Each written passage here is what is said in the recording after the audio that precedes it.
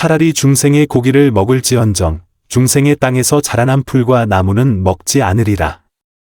능가경에 나오는 이 경고는 어떤 상황에서는 채식이 육식보다 오히려 더 큰 업장을 쌓을 수 있음을 지적합니다. 깊은 밤, 고요한 사찰에 종소리가 은은하게 울려 퍼졌습니다. 이른이 넘은 해명법사는 깊은 선정에서 깨어나며 이마에 맺힌 식은 땀을 닦았습니다. 방금 꾼 꿈이 너무나도 생생했습니다. 꿈속에 나타난 흰 옷의 여인이 던진 말이 귓가에 천둥처럼 울렸습니다. 스님, 50평생을 수행하셨는데 어찌하여 업력은 줄지 않고 오히려 늘어만 갑니까? 해명법사는 공양상 위에 놓인 소박한 채식 상을 바라보며 손을 가늘게 떨었습니다. 반세기 동안 굳건히 지켜온 청정한 수행의 길이 정녕 잘못된 방향이었단 말인가? 해명법사의 속명은 이문창으로 부유한 상인의 아들로 태어났습니다. 어린 시절 끔찍한 교통사고를 목격한 뒤 인생의 덧없음을 깊이 느끼고 23살의 나이에 출가를 결심하여 해명이라는 법명을 받았습니다. 불문에 들어선 첫날부터 그는 계율을 엄격히 지켰으며 특히 음식에 있어서는 한 점의 고기도 입에 대지 않았습니다. 50년 동안 해명법사의 수행은 정진 그 자체였습니다. 매일 새벽 3시에 일어나 예불을 드리고 경을 읽었으며 참선과 좌선을 하루도 거르지 않았습니다. 사찰의 스님들은 모두 그의 굳은 의지를 존경했으며 주지 스님마저 그를 계율이 정밀하고 엄격한 모범이라 칭찬했습니다. 그러나 이처럼 덕망 높은 노스님이 어찌하여 깊은 밤 선정에서 깨어나 이토록 큰 의문에 휩싸이게 된 것일까요? 모든 일은 석 달 전으로 거슬러 올라갑니다.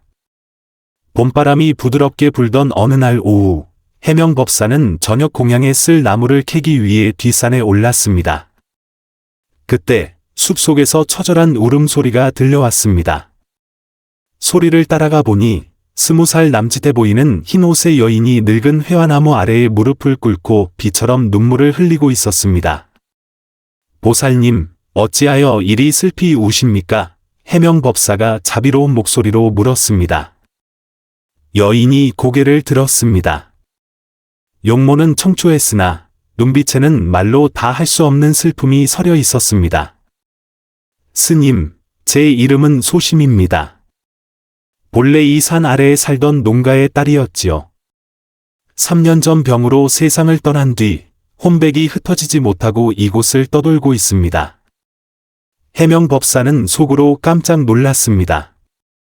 이 여인이 죽은 사람의 영혼이란 말인가? 하지만 그녀의 표정이 너무나 진실하여 거짓으로는 보이지 않았기에 합장하며 말했습니다. 아미타불. 보살님과 이렇게 만난 것도 인연이니 이 늙은 중이 힘을 다해 천도해 드리겠습니다.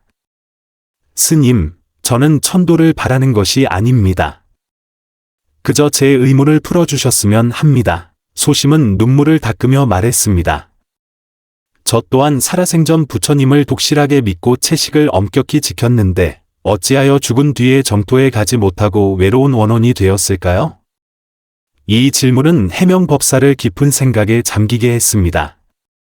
불경의 가르침에 따르면 계율을 청정히 지키고 자비심을 가진 이는 마땅히 선한 과보를 받아야 하거늘 어찌하여 눈앞의 여인은 이런 신세가 되었을까? 보살님, 서두르지 마시고 이 늙은 중이 차분히 생각해 볼 시간을 주십시오. 해명법사는 자리에 가부좌를 틀고 앉았습니다. 살아생전 어떤 수행을 하셨는지 자세히 말씀해 주시겠습니까? 소심은 고개를 끄덕이며 차근차근 이야기하기 시작했습니다. 소심은 살아있을 때 참으로 신실한 불자였습니다. 대대로 농사를 짓던 집안에서 태어나 부모님을 일찍 여의고 홀로 작은 밭을 일구며 살았습니다. 수행을 위해 그녀는 불살생 계율을 엄격히 지켜 자신이 채식을 할 뿐만 아니라 밭에 해충조차 참아 죽이지 못했습니다. 벌레들이 채소 잎을 갉아먹는 것을 볼 때면 차라리 자신이 굶을지언정 벌레를 잡지 않았습니다. 저는 그때 생각했습니다. 부처님께서는 중생이 평등하다고 하셨으니 벌레 또한 생명인데 어찌 감히 죽여 업을 짓겠는가 하고요. 소심히 말했습니다. 그래서 제 밭은 해마다 흉작이었고 나중에는 생계를 유지하기조차 어려워졌습니다. 해명법사는 이 대목에서 미간을 살짝 찌푸렸습니다. 소심의 행동은 자비로워 보이지만 어딘가 가르침과 어긋난 부분이 있는 듯했습니다. 그 후에는 어찌 되었습니까? 해명법사가 물었습니다. 그러다 성안에 채식의 공덕을 전문적으로 설법하시는 큰 스님이 계시다는 소문을 들었습니다. 저는 집에 있던 얼마 안 되는 값나가는 물건들을 팔아 성으로 가 법문을 들었습니다. 소심은 말을 이었습니다. 그 스님께서는 채식이 공덕을 쌓을 뿐만 아니라 중생과 나쁜 인연을 맺는 것을 피하게 해준다고 하셨습니다. 저는 그 말씀에 깊은 감명을 받아 집으로 돌아온 뒤 자신을 더욱 엄격하게 단속했습니다. 해명법사의 마음속 의심은 더욱 커졌습니다. 그 스님께서 또 무엇라 하시던가요? 채식을 하는 사람은 죽어서 반드시 정토에 왕생할 것이며 먹는 것이 담백할수록 공덕이 더욱 커진다고 하셨습니다. 소심의 눈에 한 가닥 원망이 스쳤습니다. 저는 그 말을 진실로 믿고 그때부터 오직 흰쌀밥과 맹물에 삶은 채소만 먹었습니다. 소금조차 거의 넣지 않았지요. 몸은 점점 쇠약해졌고 결국 병들어 자리에 눕게 되었습니다. 임종 직전까지도 저는 이렇게 큰 공덕을 쌓았으니 분명 서방 정토에 갈 것이라 생각했습니다. 그런데 소심은 말을 잇지 못하고 다시 울음을 터뜨렸습니다. 해명법사는 깊은 사색에 잠겼습니다. 자신의 지난 수행 세월을 돌이켜보니 그녀와 크게 다르지 않았습니다. 이른바 청정함을 추구하기 위해 그 역시 갈수록 소박하게 먹었고 그것이 자신의 수행 경지를 보여주는 길이라 여겼습니다. 정말로 이런 방식에 문제가 있었던 것일까? 소심보살님, 혹 그 스님의 법명을 아십니까? 해명법사가 물었습니다. 스스로 전공법사라 칭하며 성안의 대각사에서 법문을 하셨습니다. 소심이 답했습니다. 해명법사는 마음에 큰 충격을 받았습니다. 그는 전공법사를 알고 있었습니다. 그 지역에서 꽤 명망이 높았고 늘 채식의 공덕을 설파하는 인물이었습니다. 하지만 소심의 이야기를 듣고 나니 해명법사는 그의 가르침이 과연 옳은 것인지 의심하기 시작했습니다. 보살님, 살아생전 엄격한 채식 외에 다른 수행은 하지 않았습니까? 해명법사가 다시 물었습니다. 매일 경을 읽고 부처님께 절을 올리는 것을 거르지 않았습니다. 하지만 전공법사님께서는 가장 중요한 것이 채식이라고 하셨습니다. 그것이 살생으로 업을 짓는지 여부와 직결되기 때문이라고요. 그래서 저는 대부분의 노력을 음식에 쏟으며 고기 한 점이라도 닿지 않도록 늘 경계했습니다. 소심히 말했습니다. 해명법사는 무언가 생각에 잠긴 듯했습니다. 그는 불경에 나오는 기록들이 이처럼 단순하지 않았음을 떠올렸습니다. 석가모니 부처님께서 살아계실 때 승달은 제가 신도가 보시한 육식을 먹을 수 있었습니다. 오직 승려를 위해 일부러 죽인 동물이 아니기만 하면 되었습니다. 이른바 삼정육이라는 가르침은 초기 불교에서 인정되던 것이었습니다. 보살님, 혹시 삼정육이라는 말에 대해 들어본 적이 있습니까? 해명법사가 조심스럽게 물었습니다.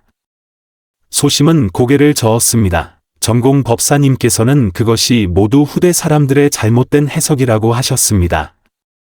진정한 불제자라면 고기 한 점도 입에 대지 않음으로써 자비심을 보여야 한다고요.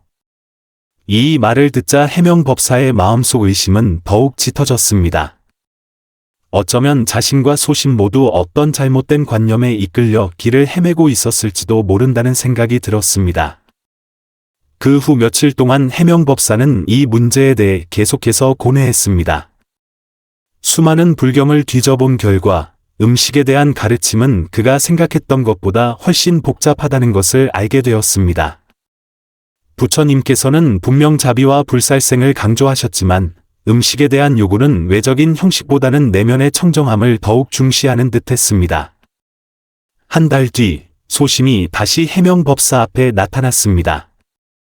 스님, 몇 가지 깨달은 바가 있습니다. 소심의 표정은 지난번보다 한결 평온해져 있었습니다. 제 일생을 차분히 돌이켜보니 문제는 채식 그 자체가 아니라 저의 발심에 있었던 것 같습니다. 그게 무슨 말씀이십니까? 해명 법사가 급히 물었습니다. 제가 처음에 채식을 선택한 것은 진정한 자비심 때문이 아니라 제 자신을 위해 공덕을 쌓고 그 공덕으로 왕생하기를 바랐기 때문이었습니다. 소심이 말했습니다.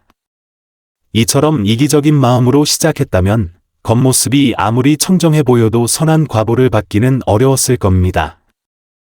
해명 법사는 그 말을 듣고 마치 머리를 한 대 맞은 듯한 충격을 받았습니다. 자신의 지난 수행 또한 그러하지 않았던가? 매일같이 음식이 충분히 담백한지 계율에 맞는지 따지기만 했을 뿐 진정으로 중생을 향한 자비심을 일으킨 적은 드물었습니다. 그리고 저를 더욱 혼란스럽게 한 일이 하나 더 있습니다. 소심이 말을 이었습니다.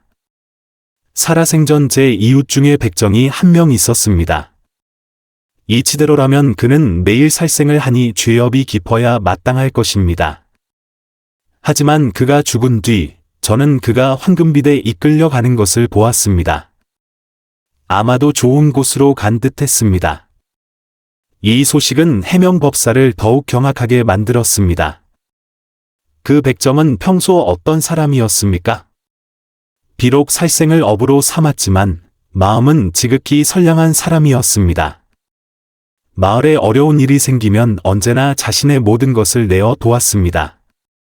또한 그는 짐승을 잡을 때마다 늘 죄책감을 느끼며 한 마리를 잡을 때마다 그 동물을 위해 불경을 외우고 회양했습니다. 소심히 말했습니다.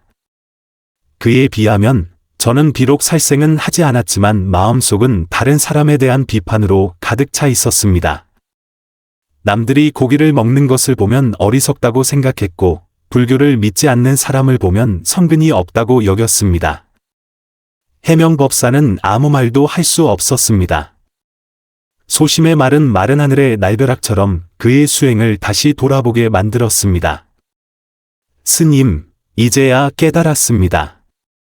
진정한 수행은 외적인 형식이 아니라 마음에 있다는 것을요. 소심이 말했습니다. 채식은 물론 좋은 일이지만 만약 그것으로 인해 스스로를 높이는 교만한 마음을 일으킨다면 오히려 업을 짓는 것이었습니다. 이 대화 이후 해명 법사는 채식과 수행의 관계에 대해 깊이 고찰하기 시작했습니다.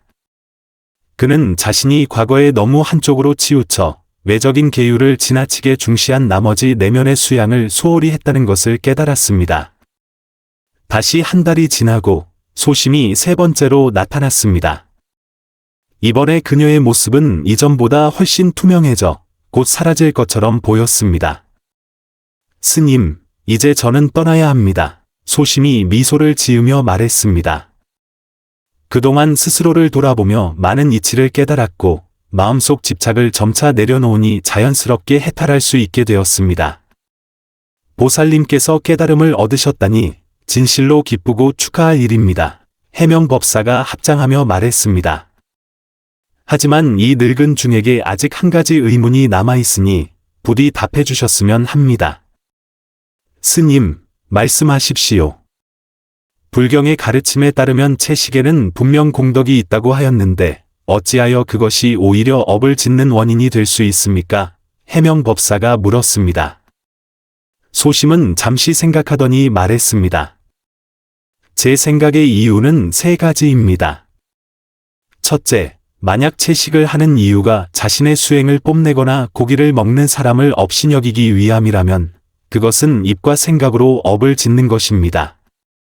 둘째, 음식의 청정함에 지나치게 집착한 나머지 더 중요한 수행을 소홀히 한다면 이는 본말이 전도된 것입니다. 그리고 세 번째 이유는 소심은 말을 멈추고 표정이 진지해졌습니다.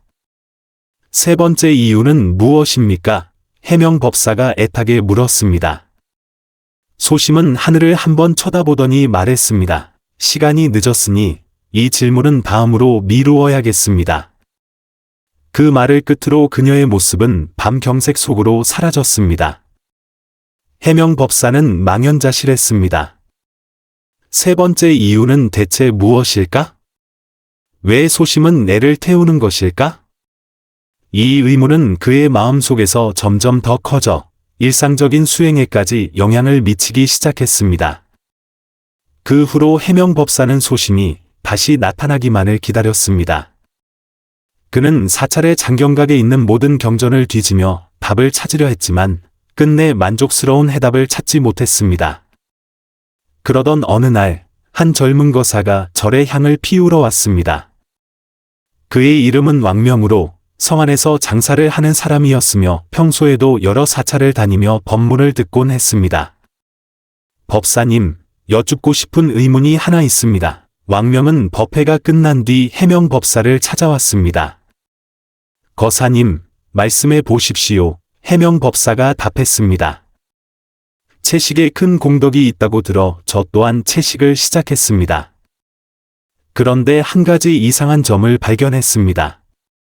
어떤 채식주의자들은 육식을 하는 사람들보다 오히려 더 쉽게 화를 내고 남을 비판하기를 더 좋아하는 것 같습니다. 대체 왜 그런 것일까요? 왕명이 물었습니다. 이 질문은 해명법사의 마음을 흔들었습니다. 그는 소심이 언급했던 세 번째 이유가 아마도 이와 관련이 있을 것이라 생각했습니다.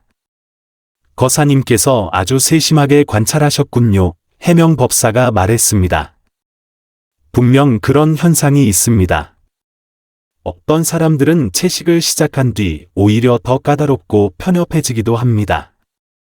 그렇다면 그런 채식이 무슨 의미가 있습니까? 왕명이 혼란스러운 듯 물었습니다.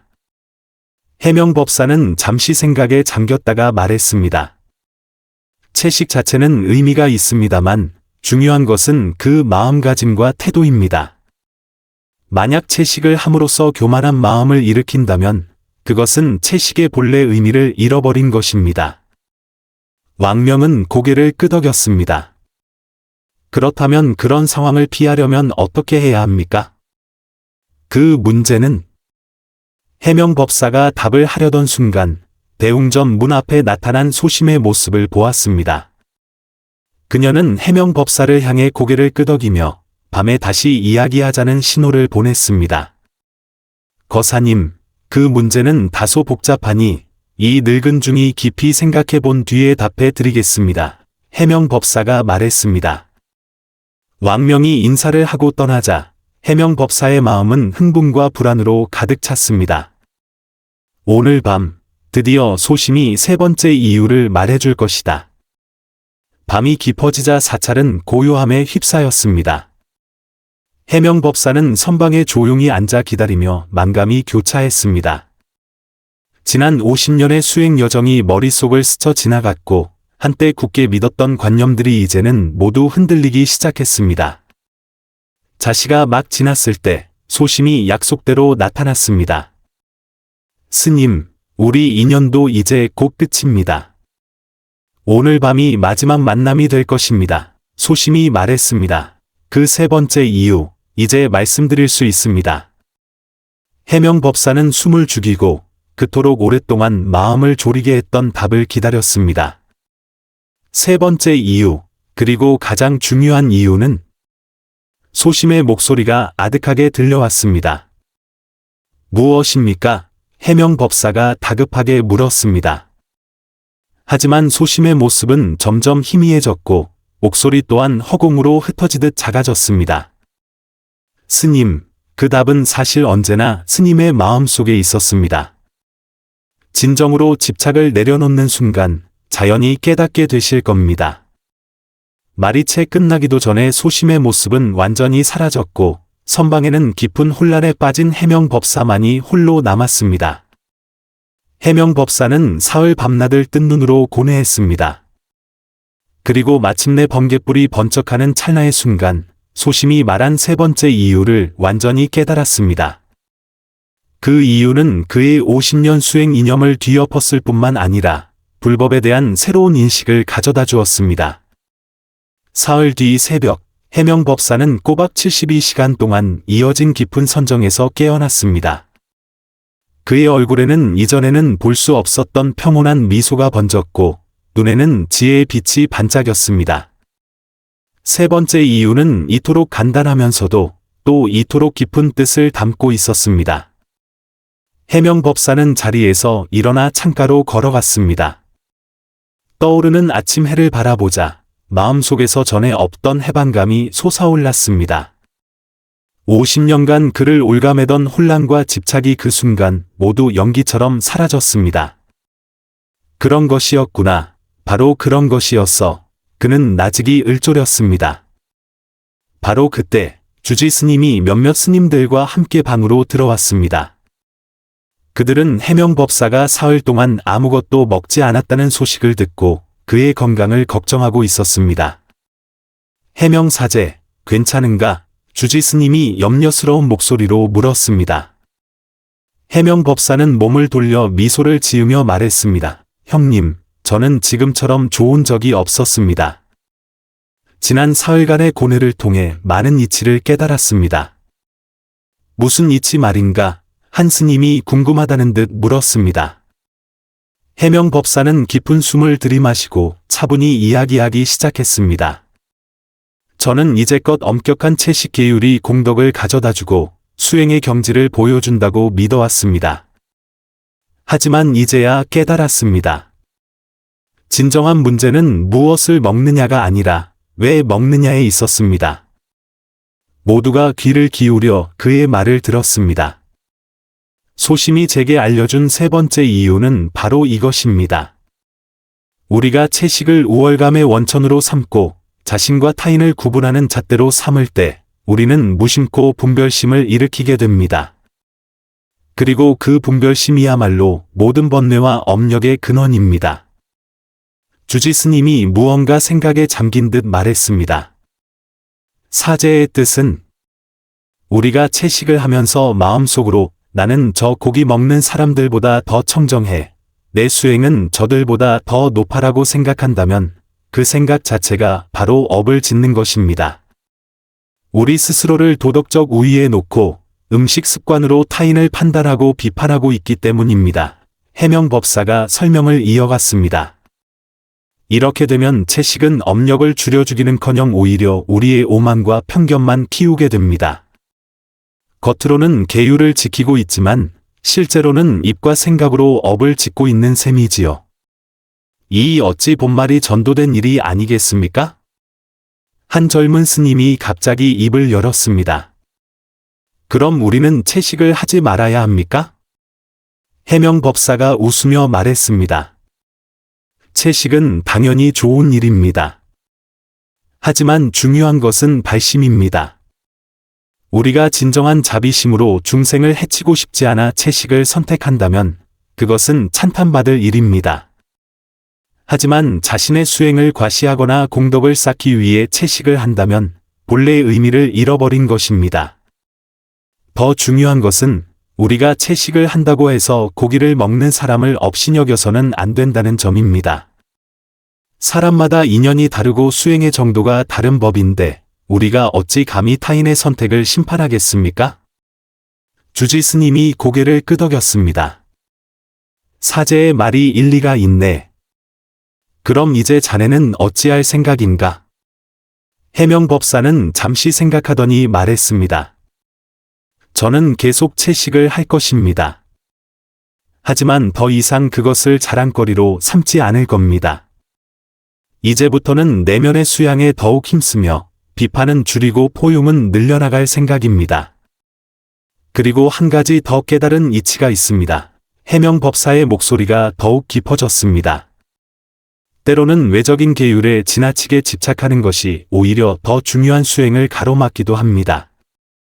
예를 들어 우리가 무엇을 먹어야 하고 무엇을 먹지 말아야 하는지를 따지는데 너무 많은 힘을 쏟는 동안 정작 자비심과 지혜를 기르는 데는 소홀해지는 것입니다.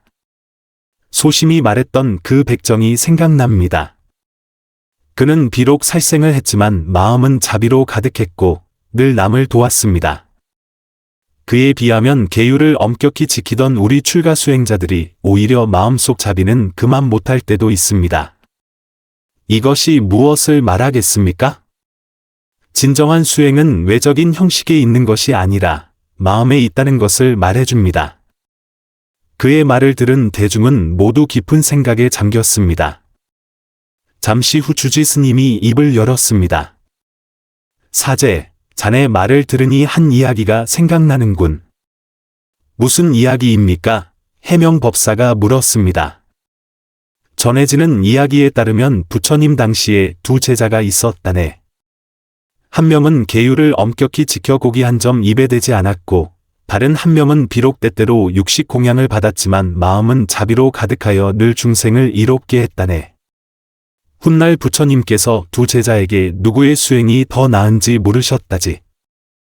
부처님께서는 무어라 답하셨습니까? 젊은 스님이 급하게 물었습니다. 주지 스님은 미소를 지으며 말했습니다. 부처님께서는 말씀하셨네. 계율은 수행의 기초이지만 수행의 전부는 아니다. 만약 어떤 이의 마음이 청정하다면 설령 특별한 상황에서 일부 계율을 온전히 지키지 못하더라도 그의 수행 성취에는 영향을 미치지 않는다. 반대로 어떤 이가 오직 외적인 계율에만 치중하고 마음은 교만과 오만으로 가득하다면 그의 수행에는 문제가 있는 것이다라고 말일세. 해명법사가 깊이 공감하며 말했습니다. 그렇습니다.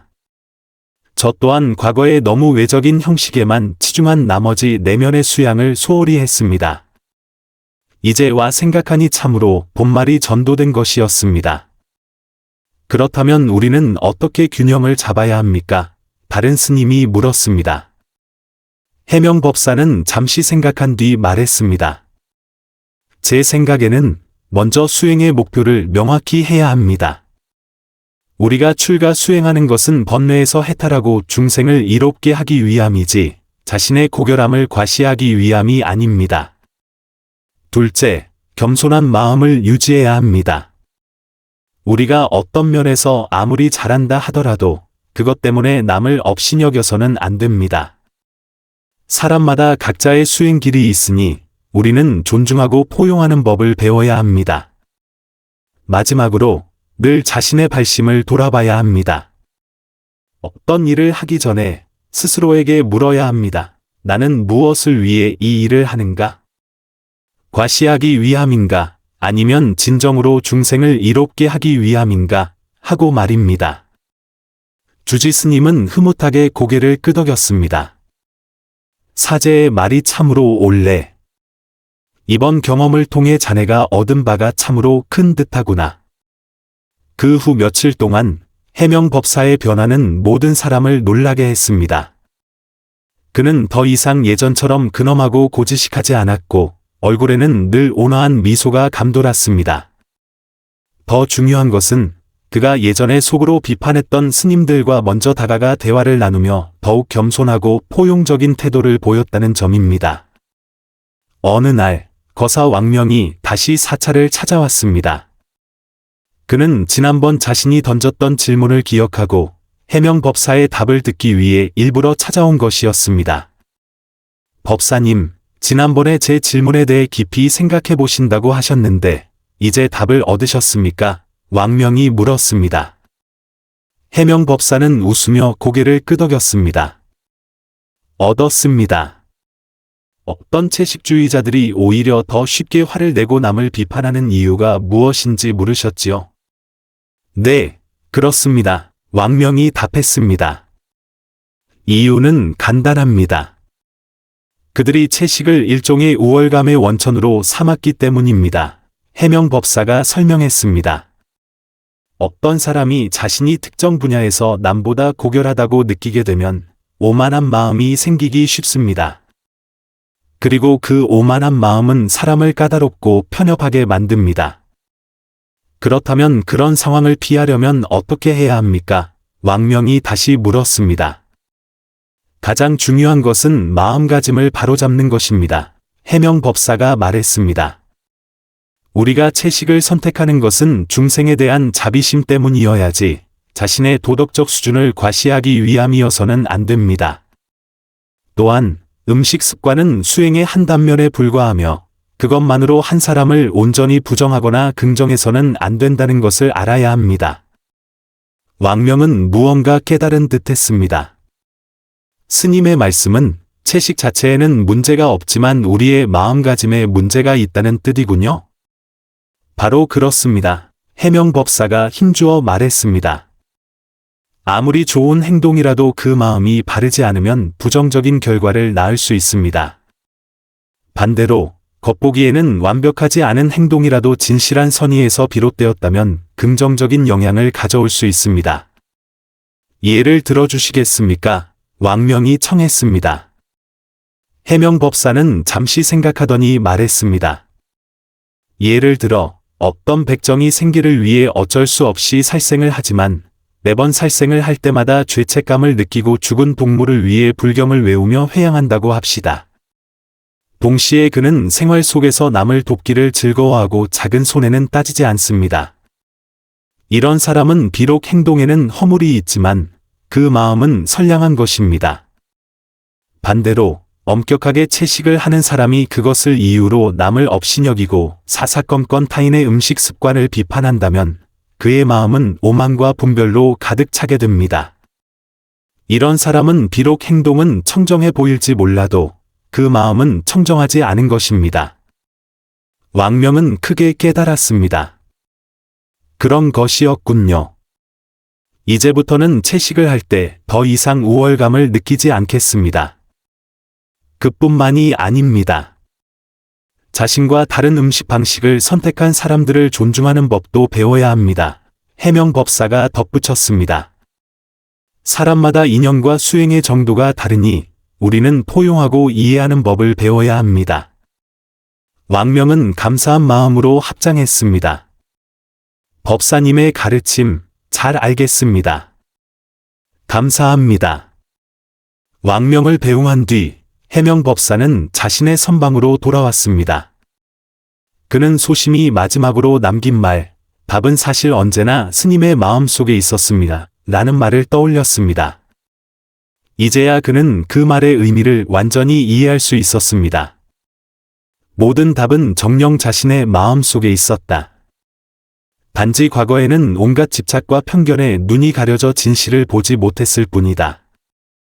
그 집착을 내려놓고 평등한 마음으로 모든 것을 바라보니 답은 자연스럽게 모습을 드러냈다. 몇 달 뒤 해명법사는 사찰에서 올바른 수행의 태도라는 주제로 새로운 법회를 열었습니다. 그는 자신의 경험과 깨달음을 법회에 참석한 신도들에게 나누었고 이는 곧 널리 알려지며 큰 반향을 일으켰습니다. 거사님, 보살님 여러분. 오늘 저는 여러분과 함께 중요한 수행 원칙 하나를 나누고자 합니다. 외적인 행동은 계율에 부합해야 하지만 더 중요한 것은 내면의 청정함입니다. 해명법사가 법상 아래의 대중을 향해 말했습니다. 많은 분들이 계율을 엄격히 지키는 것이 곧 훌륭한 수행이라고 생각합니다. 그 생각 자체는 틀리지 않지만 만약 그로 인해 오만한 마음이 생긴다면 수행의 바른 길에서 벗어난 것입니다. 청중 속에서 한 중년 여성이 손을 들고 질문했습니다. 법사님, 그럼 우리는 계율을 엄격하게 지키지 않아도 되는 것입니까? 물론 계율은 지켜야 합니다. 하지만 계율을 지키는 목적을 분명히 알아야 합니다. 해명법사가 답했습니다.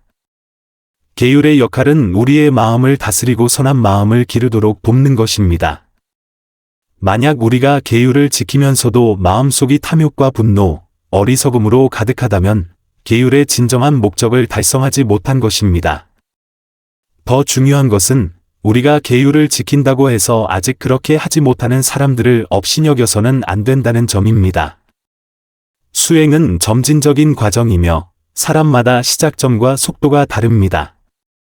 우리는 비판과 질책 대신 자비와 포용을 배워야 합니다. 다른 젊은이가 물었습니다. 법사님, 아까 채식이 업력을 늘릴 수도 있다고 하셨는데 그게 무슨 뜻입니까? 해명법사는 미소를 지으며 말했습니다. 채식 자체는 선한 행동이므로 업력을 늘리지 않습니다. 하지만 우리가 채식을 이유로 교만과 오만을 일으키고 고기를 먹는 사람을 업신여긴다면 그것은 업을 짓는 것입니다. 우리의 마음에 분별과 편견이 생겼기 때문입니다. 구체적으로 세 가지 문제가 있습니다.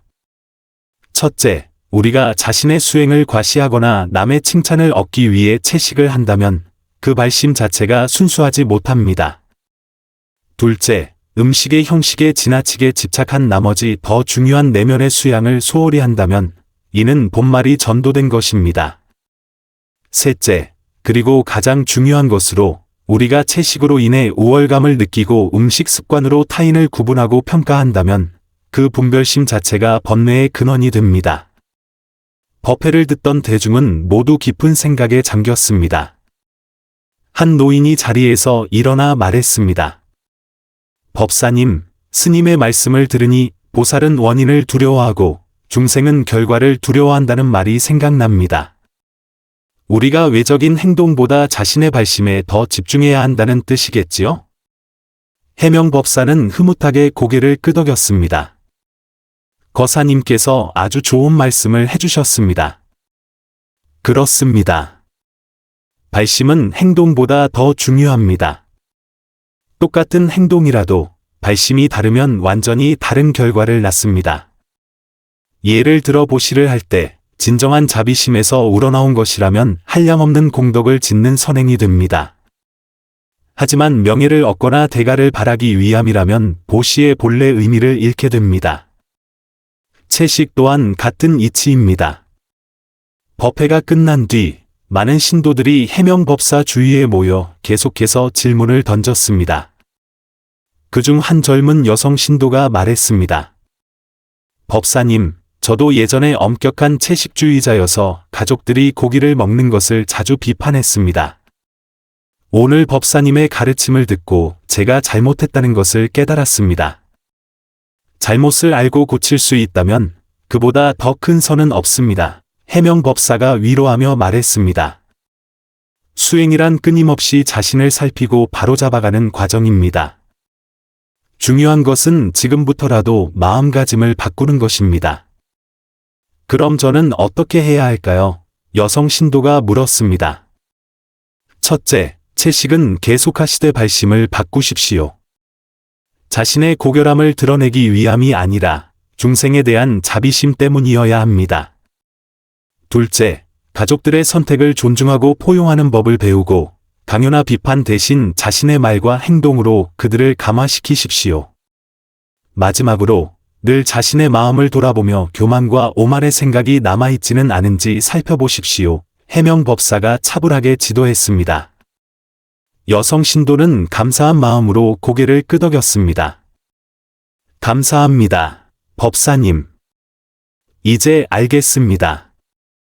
시간이 흐르면서 해명법사의 가르침은 점점 더 널리 퍼져나갔습니다. 음식 문제로 가정 불화를 겪던 많은 신도들이 그의 가르침을 듣고 더욱 포용적이고 이해심 깊은 태도를 배우게 되었습니다. 어느 날 특별한 손님이 사찰을 찾아왔습니다. 그는 자신을 전공법사의 제자라고 소개하며 해명법사가 채식 문제에 대해 설법한다는 소문을 듣고 일부러 토론을 하러 왔다고 했습니다. 해명법사님, 법사님께서 채식의 공덕을 의심하는 가르침을 펴신다고 들었습니다. 이는 불법의 본래 뜻에 어긋나는 것이 아닙니까? 손님은 단도직입적으로 물었습니다. 해명법사는 평온하게 답했습니다. 저는 단 한 번도 채식의 공덕을 의심한 적이 없습니다. 다만 모든 이들에게 자신의 발심과 태도를 주의 깊게 살피라고 일깨워주고 있을 뿐입니다. 하지만 법사님께서는 채식이 업력을 늘릴 수 있다고 말씀하셨다지요. 이는 중생을 잘못된 길로 이끄는 것이 아닙니까? 손님은 기세등등하게 따졌습니다.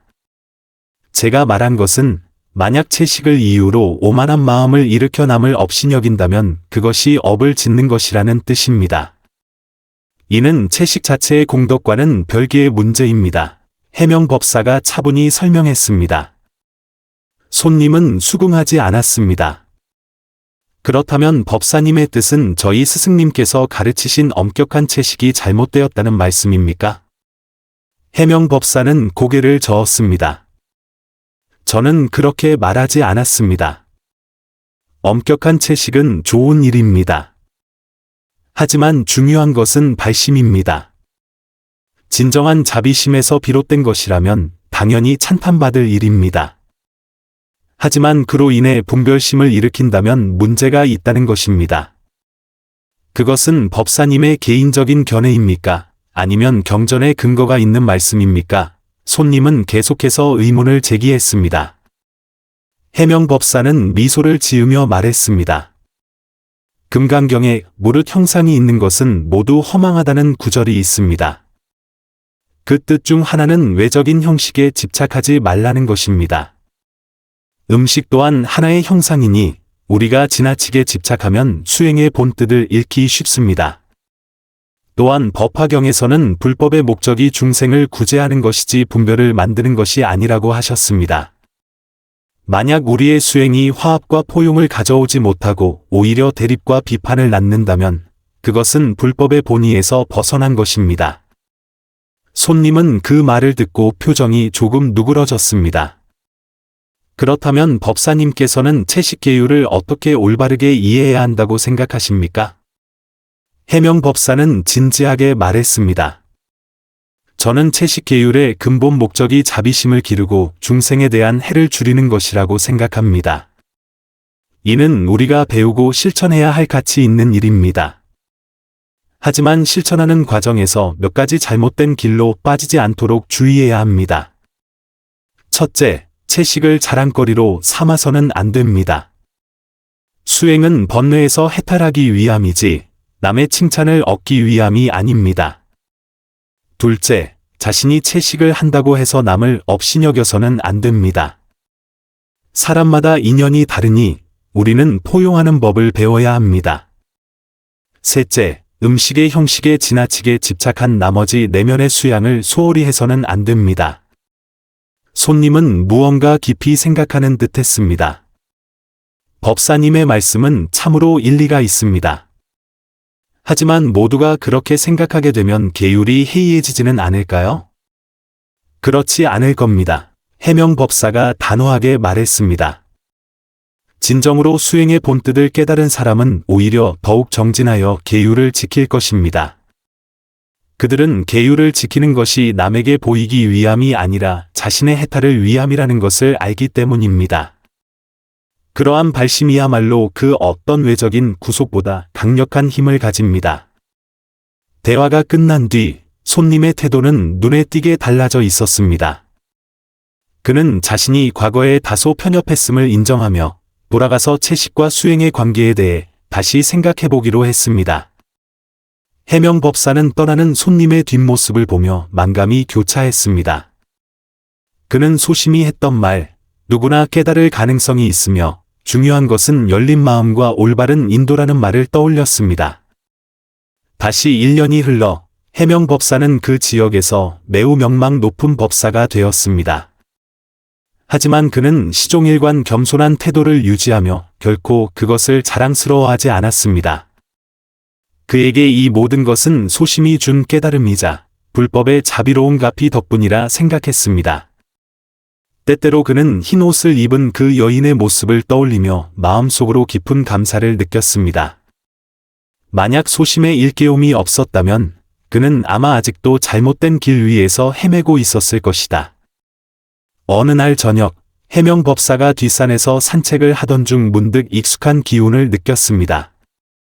고개를 들어보니 마치 소심의 모습이 석양 속에서 그를 향해 손을 흔들며 작별 인사를 하는 듯 했습니다. 아미타불.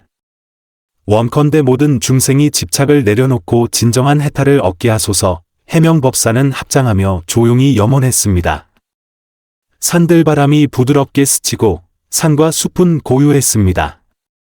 해명법사는 자신의 수행길이 아직 멀다는 것을 알았지만 적어도 이제는 올바른 방향으로 나아가고 있었습니다. 이 이야기는 우리에게 진정한 수행이 외적인 형식에 있는 것이 아니라 내면의 청정함에 있음을 알려줍니다. 채식 자체는 선한 행동이지만 만약 그로 인해 오만한 마음을 일으키고 분별을 만들어낸다면 오히려 업력을 더하게 될 수도 있습니다. 수행자는 마땅히 겸손하고 포용하는 마음을 지니고 자비를 근본으로 삼으며 지혜를 길잡이로 삼아야 합니다. 그래야만 진정한 해탈을 얻을 수 있습니다. 소심의 일깨움은 해명 법사에게 답이 언제나 모든 사람의 마음 속에 있으며 집착을 내려놓고 평등한 마음으로 모든 것을 바라볼 때 비로소 수행의 바른 길을 찾을 수 있다는 것을 깨닫게 해주었습니다.